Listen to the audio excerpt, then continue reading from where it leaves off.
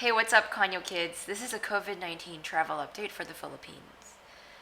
About a week ago, we encountered our first two cases of the Omicron, and just around the same time, the Philippine government has announced that it is once again changing some of the rules for coming to the Philippines. Um, so, what has changed? To be honest, not a lot has changed. Travel requirements are pretty much the same, except for the duration of the mandatory hotel quarantine and also the timing of the post arrival COVID 19 test. We still have the green, yellow, and red countries. People coming from green countries are generally low risk and therefore have to spend less time quarantining, whereas travelers coming from red countries have the most stringent quarantine rules. So basically, it now all depends on which country you're coming from and your vaccination status. This is the list of green countries as of December 2021.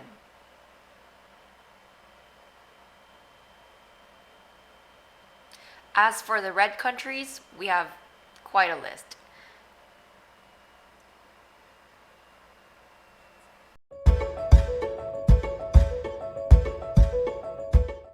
Anyone who is coming from a red country or even just passing through in the last 14 days is not allowed to come to the Philippines unless they are Filipino citizens under the Repatriation Act.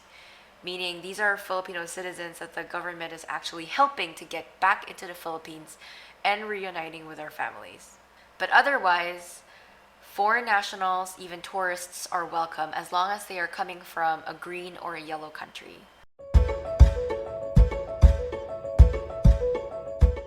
Regardless of the country of origin or vaccination status, everyone is required to do a PCR test within 72 hours of their flight, and it must have a negative result. For fully vaccinated travelers, the duration of the quarantine stay and the timing of your PCR test upon arrival depends on the country of origin. For people coming from green countries, the post-arrival test happens on your third day upon arrival, and you must stay within a quarantine facility or a hotel quarantine until you get your negative results. So probably until day 4 or day 5. Then once you get your negative results, you're free to go, but you must complete your home quarantine up until the 10th day.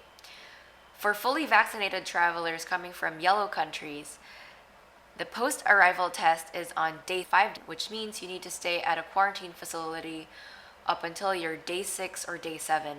Then you must complete your home quarantine up until the 14th day. However, for fully vaccinated travelers coming from red countries, your post-arrival test is on day 7, which means you need to stay at a quarantine facility up until day 8 or day 9. Then you need to complete your home quarantine up until the 14th day.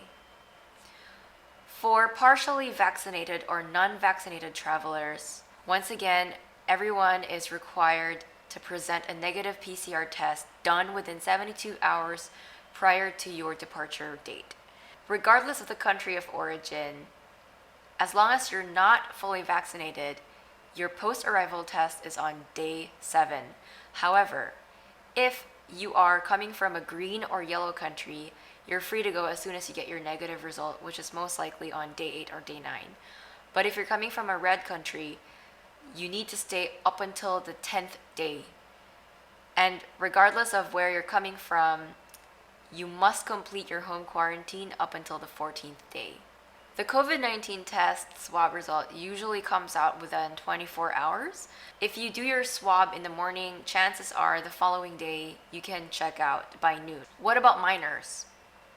The testing and quarantine protocols of minors shall follow the testing and quarantine protocol of the parent or guardian traveling with them, regardless of the minor's vaccination status and country of origin. Unless symptomatic, minors 3 years and below shall not be required to present a negative PCR test result. Symptomatic minors 3 years and below shall be subject to the usual testing and quarantine procedures for international arriving passengers.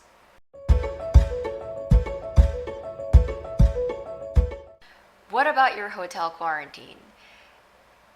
I've posted the link of the approved list of hotel quarantines or quarantine facilities in the description below. Are multiple persons allowed to stay in one room? Typically, only one person is allowed per room unless you are part of a family or household traveling together, or you're a minor, or you are someone who needs special assistance, or you are someone who is accompanying a minor or someone who needs special assistance, or you are a health and emergency frontline services personnel.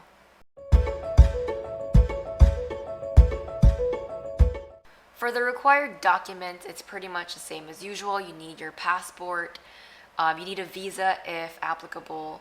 If you are a dual citizen, you just need your papers.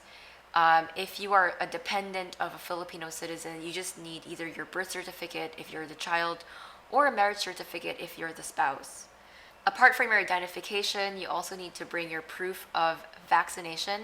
It must be the official vaccination record of whatever country or province that you got your vaccination from, a prepaid hotel booking for your quarantine, and the following are some of the forms that you need to fill up before your flight. So you have the One Health Pass, the Philippine Airlines passenger information form within 24 hours of your flight, electronic case investigation form within 5 days of your flight. You also need to download the Trades app. Now, at the airport, when you check in, you will also be asked to fill up a declaration and waiver form. And then during your flight, you'll be filling up your customs form and arrival card, which you need when you land.